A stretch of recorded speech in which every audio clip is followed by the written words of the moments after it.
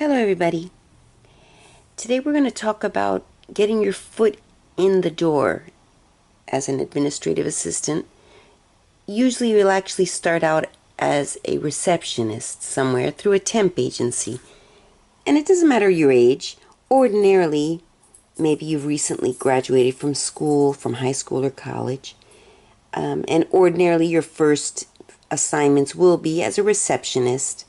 Maybe their regular receptionist is on vacation and so they need someone to fill in for 2 weeks, or so the regular person isn't there, so they need someone to fill in. Ordinarily they'll call a temp agency.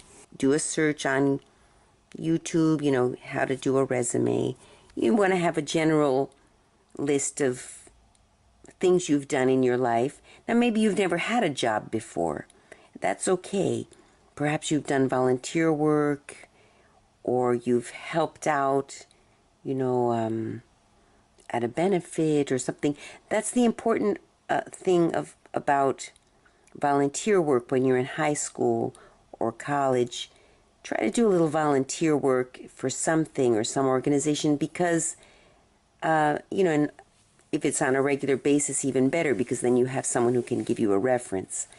But volunteer work for a good cause is good because you can put that on a resume. It's not a job. You'll put on your resume that it was volunteer work, but you do things, fundraising, organizing. Maybe you were the receptionist sometimes at the benefit where you were working, registering people for a fundraiser, things like that. So I would encourage you, if you don't have a job, you've never had a job, because you're still young or for whatever reason, start out doing volunteer work. Goodwill is an excellent place to volunteer because they actually train you for real world jobs eventually. So, and they serve as references, and they actually even pay you a little bit sometimes. Maybe you start as a volunteer and then they might actually offer you a job right there, and that could be your first job. Maybe you've had a summer job. Try to find a job over the summer. If you can. But anyway, so when you start out, you should have a resume. But then I would suggest for the career as an administrative assistant, your first job, go to a temp agency. That's how I started out, and for a few reasons. First of all, a temp agency sends you 2 weeks or a month to one office, then another month they send you to another office, and for a young person, that's wonderful. You get a lot of exposure to different types of offices, different types of bosses, different personalities, and you kind of get your feet wet in the whole administrative assistant world. And now I'll be saying administrative assistant, that's really actually a little bit step up from receptionist. Ordinarily, unless you're very good at Word and Excel, those are the two. If you learn nothing else, start learning Excel and Word now, how to use those two software programs. There are others that will make you more valuable as time goes on, but the two you really need to get under your belt is Word, number one, and Excel is a very strong software program to have, knowing the basics. So when you go to the temp agency, number one, they're your friend. That's the real reason I liked working through a temp agency, and I did it for many years. There are the pros and the cons, which I'll get to now. First of all, on the pros side, the temp agency is your best friend. They're your friend. They're not judging you. On the contrary, if you're a little weak in one area or another, their intention is to make you a better candidate. So they want to help you so that they can make money. Okay, it's not completely, noble. It's not a completely noble reason, but they know that if they get you to a place where they can get you a temp job, they get their cut. So it's in their interest to get you work. So it's a little bit less stressful for you as far as going to an interview directly with a company. It's a little more competitive. You feel a little more nervous if you're not a particularly confident person, which I definitely was not. I am now, at age 50. But when I first started out, I was so awkward. I was so nervous about interviews. I still don't interview well. Even after all these years, I've never been good at interviews. I'm better at showing how well I work. And then most of my jobs that I've gotten have been because I temped there first, and it turned out they had a position available, or maybe they didn't at the time, but they remembered that they liked me, so they would request me from the temp agency the next time they needed someone. And eventually when a job became available, they offered me the job. And the interview in that case was very easy. I already knew the people. I already knew they wanted me. So you still generally have to go through an interview, but it's a little bit easier in that respect. So, it's less nerve-wracking when you interview with the temp agency, because right away you do have to interview with the temp agency too, but right away they put you on their list. If something comes up, they're going to try to find something for you. They may not. If you don't have any computer skills at all, for example, it's harder for them to find you work, but at least they're going to want to try, but again, if you have the opportunity to learn Word and Excel, do it. You can get to Word and Excel online through there's, I don't know if it's Google Drive, but it's the other one, Microsoft Network. They have like an online Excel and Word, so you can even learn online in PowerPoint. It's called Slides, but I'll do another video on those. Now, the cons of working through a temp agency are that they do take a pretty large cut of what they earn a certain amount, and they pay you roughly $8 less than what they're getting paid. Meaning $8 less per hour, $7 to $8 less per hour. So if you're earning, say, $10 an hour, they're likely charging the company about $18 an hour. Again, roughly. Some might be charging less, some might be charging more, but bear that in mind. And ordinarily, you're not going to know what they're earning. It's not something that they tell you, but you kind of, over the years, I've realized that's about the going rate for agencies. But bear in mind, they are the ones getting you the work. They're the ones who, if anything goes wrong, the company is going to go after them. The company's not going to go after you. They have to deal with many times temp agencies they're taking their risk on you, because you may seem really nice in the interview and then turn out to be a terrible representative of their agency. So they're also risking their reputation on you. If you go to an office and behave in a very unappealing manner, or you treat a customer badly, or you're a bad reflection of the agency, it's their reputation. So, they have a lot at stake with you, and they are getting you the connections. They're sending you places. They're doing your payroll. Sometimes if you work through an agency regularly over a certain period of time, they actually offer you health coverage. It's just like a modeling agency, but instead of being a model, you're a secretary. You're doing office work, but it's the same principle. Modeling agencies also, I know it's a completely different topic, but any agency is going to be taking a cut of the salary of the person they're getting the work for. So that's the negative. But again, that's indirectly, that's a positive for you too, that the agency is taking a large cut. I say roughly $8, give or take. They roughly take about $8 more than what you're getting paid. The pro to that is that if you're in a company and you're working well and the company likes you and want to hire you, they actually will be more pressed to hire you, because they'll say, look, we can hire her directly and she'll be earning more money. You'll be getting more money. Probably not as much as what they're paying the agency still, but they'll be paying you more money, but they'll be paying less money overall once they hire you because they're paying less than what they paid to the agency. So the agency taking that cut is actually in your favor in the long run for getting hired in a regular position. I had wonderful experiences with the agencies.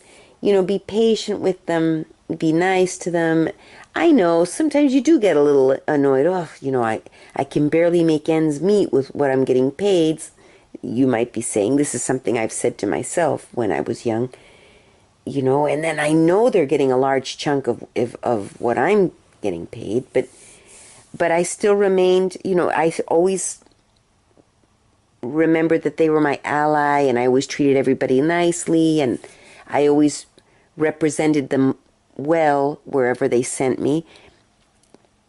So it in the long run worked in my favor. Another nice thing about the temp agent, working through a temp agency, is that you're only committed, and this is nice again, when you're young, sometimes you don't really want to commit yet to one particular job. You do want to jump around and see what you like, and maybe you get exposure and learn things. And every new office you move to, you learn something new. So that's what I really liked about the temp agency. The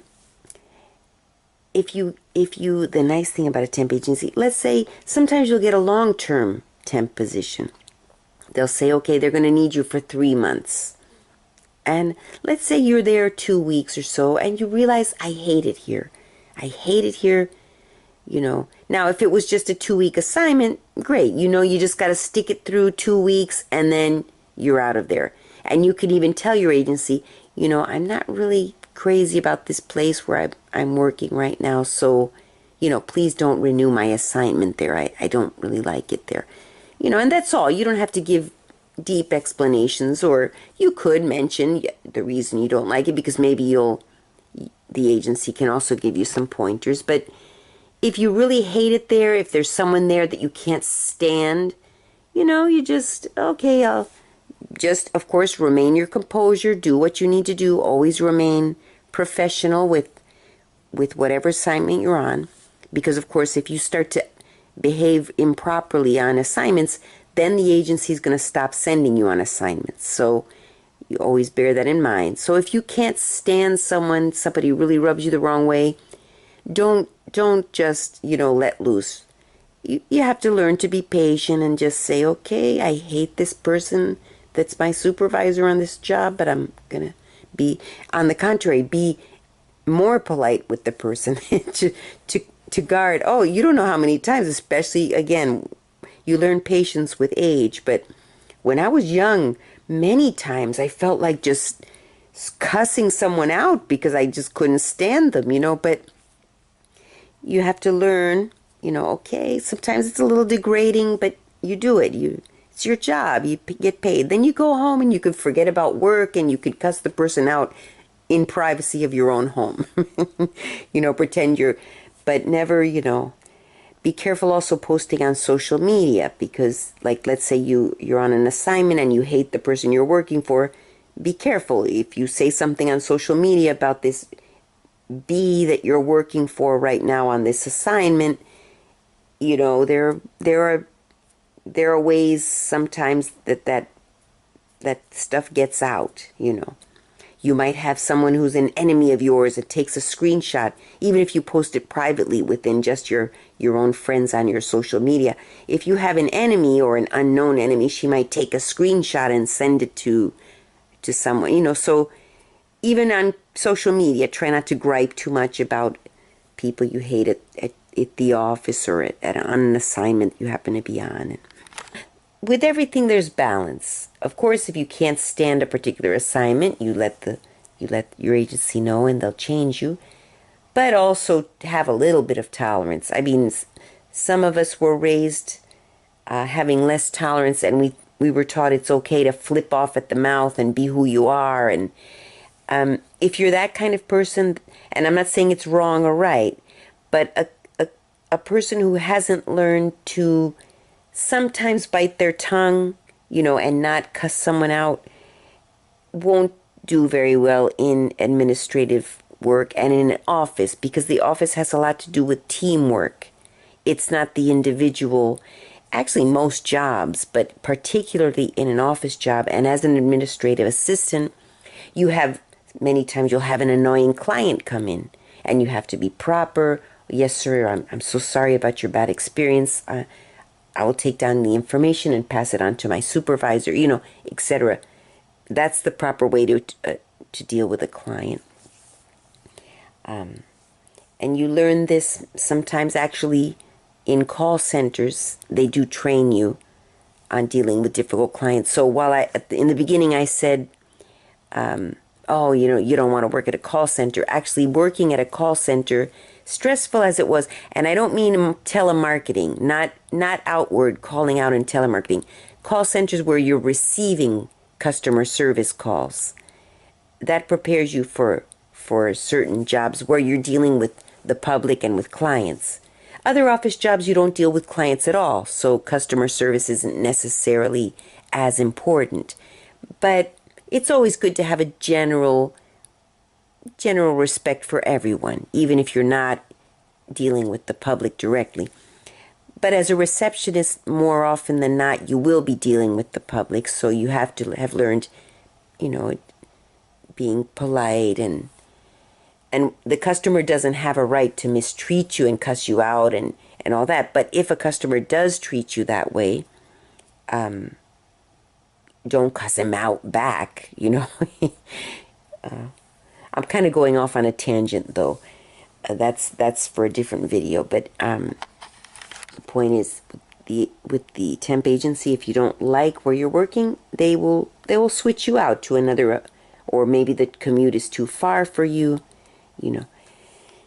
These are all questions they even ask you when you sign up with the agency. They ask you, are you able to commute? Do you have a car?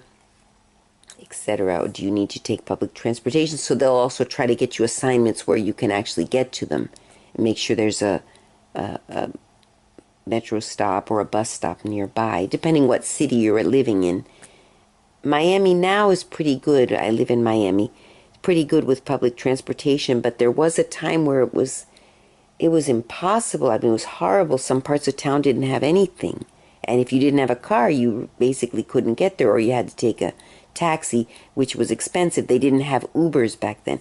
And even for a receptionist, Uber Pool is even kind of, it's cheaper, but it's kind of expensive sometimes to take Uber too, depending on your income. A receptionist doesn't earn that much.